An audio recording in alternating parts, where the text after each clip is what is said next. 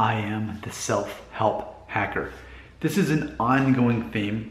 Let's address it again from a different angle. I've said multiple times, no one cares about your opinion. And every time I say that, it gets thumbs down. People get offended by that. Why? Identity protective cognition. If you believe something and it's a big part of who you are internally, if someone says the opposite of that, then you get offended, you feel attacked, and you're eager to prove the other person wrong, which if they're set in their ways, nothing changes. One of those viewpoints, one of those opinions that a lot of people have is that their opinion, they think in their mind their opinion actually matters.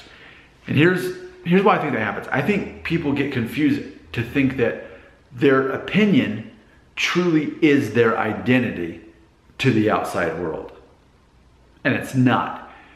Your opinions, and I need to trigger you here to just kind of get you on track here. Donald Trump, abortion, immigration, global warming / climate change. I mean, I could keep saying things like that. People are very opinionated about them. And typically, for every strong opinion on this side, there's a strong opinion on this side. And what people do is they think, well, that's my opinion, that's my view, I'm right, they're wrong, so therefore, by default, that opinion is who I am. And I think we need to challenge that thought. I think your opinion is a reflection of your moral code. And I think especially in American culture, we're taught to be polarized about it. So whatever side you're on, then that's going to be your identity. And therefore that identity is important to everybody else. And it's not, because all it does is it groups you with those in your tribe already, like I mentioned in the very first video in the series, or it makes you a perceived enemy with those who are not. It's a delusion to think that our opinions matter. I've said it so many times, our opinions will not change the world. It's true, you can say whatever you want to and it doesn't change anything. Until you can actually put some action behind that, then it can. But by action, I don't mean putting anything on social media. Nothing you can say on the internet is even if it goes viral, it's not like it's going to change opinion. Like if someone came up with the most clever, mind-boggling new idea about abortion, proving that it's right or wrong, which isn't possible. Okay, so maybe that goes viral, but it still only speaks to your own camp, and it still is just going to be dismissed by the other side. Opinions are a private part of your moral compass. That's it. So it's important to distinguish, to differentiate. Yes, we all have opinions, and they're formulated by our moral code and our perspective of the world. But that opinion in itself doesn't matter. And here's where people get confused. For me to say that your opinion doesn't matter, what they're actually hearing, the reason they give thumbs down every time I say that, what they're hearing instead of your opinion doesn't matter, which is true, your opinion doesn't matter, neither does mine. Your opinion doesn't matter, I speak it. What those thumbs down people hear is, you don't matter. Your identity is invalid. They're equating so strongly their opinions and views of the world with their actual identity, and that's the mistake. That's why it's offensive to people like that.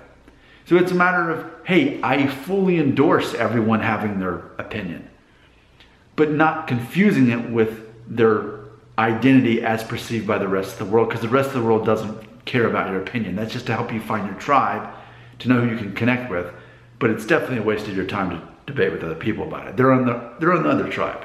And in their own time, maybe they'll eventually come around to your side, but then just as many people will convert to the other side. So that's all pointless. As long as you're trying to keep up with that game, that's definitely a waste of time.